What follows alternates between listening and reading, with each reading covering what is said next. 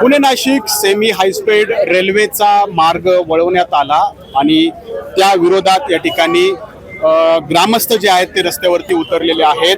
चाकणमध्ये ठाकरे शिवसेनेचे आमदार बाबाजी काळे यांच्या नेतृत्वाखाली हे आंदोलन होत आहे। काय प्रमुख नेमक्या मागण्या आहेत? आता मार्ग बदललेला आहे, मग पुणे नाशिक महामार्गावरती जी अभूतपूर्व वाहतूक कोंडी होती ती नेमकी सुटणार कशी? सगळ्यात पहिली म्हणजे पूर्वी जो पुणे ते नाशिक मार्ग होता त्याच्यात जे GMRT मुळे बदलण्याचा यादी यांनी घातलाय आणि रद्द केली, ही रेल्वे चालू व्हावी एवढाच या ठिकाणी सगळ्यांचा उद्देश आहे। तो फक्त खेड तालुक्याचा नाही, खेड, आंबेगाव, जुन्नर, संगमनेर, सिन्नर, नाशिक पर्यंत सगळ्यांचा आक्रोश आहे। त्यामुळे तशा पद्धतीनं हीच रेल्वे व्हावी म्हणून सगळेजण आपले मत आहे। जगात जे महत्वाचा प्रकल्प आहे GMRT रेल्वे दुर्बिणीद्वारे संशोधन त्या ठिकाणी केलं जातं, त्याचं एक सर्वे करण्यासाठी एक समिती सुद्धा नेमलेली आहे आणि ती समिती आता 5 तारखेला नेमलेली आहे। तर त्या समितीचा अहवाल येईपर्यंत आपण थांबायला हवं होतं की तुम्हाला शाश्वतीच नाही?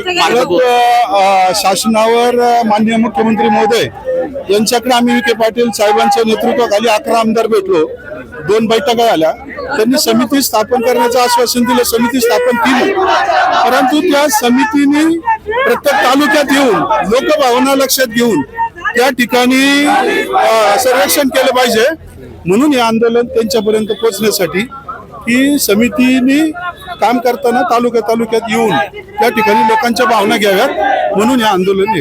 खरं तर मुख्यमंत्री देवेंद्र फडणवीस मध्यंतरी भीमाशंकरला आले होते, त्यांनी तुम्हाला एक प्रपोजल दिलं होतं, तर त्या प्रपोजलला जोडूनच हा एक प्रपोजल तुम्ही देऊ शकता त्यांना? प्रपोजल म्हणण्यापेक्षा आमच्या मते तरी मुख्यमंत्री महोदय सकारात्मक आहेत आणि त्यांनी ती सकारात्मकता या ठिकाणी राज्याच्या माध्यमातून केंद्राला विरोध करावा आणि केंद्रीय रेल्वे मंत्र्यांना त्या ठिकाणी ठणकावून सांगावं की ही रेल्वे पुणे ते नाशिक पहिल्याच मार्गाने व्हावी।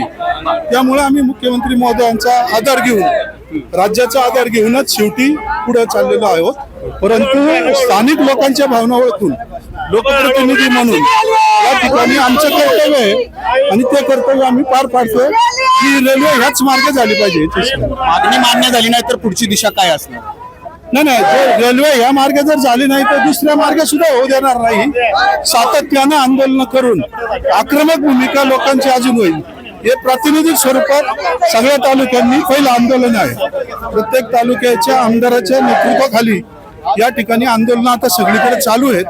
अशाच पद्धतीनं खेड तालुक्याच्या सर्व पक्षीय लोकांना आव्हान केलं होतं आणि सगळ्यांनी एकत्र येऊन आज आव्हान केलं।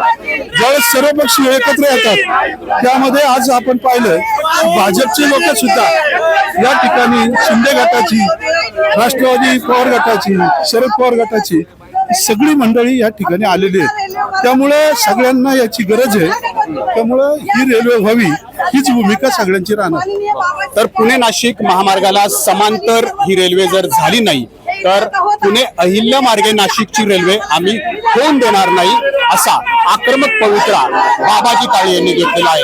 यानंतर सरकार काय भूमिका घेतं आणि कोणत्या मार्गे रेल्वे प्रकल्प राबवतं हे पाहणं महत्वाचं राहणार आहे। कॅमेरामॅन शैलेश जाधवसह नाजिम मुल्ला, ABP माझा, चाकण, पुणे। ABP माझा, उघडा डोळे बघा नीट।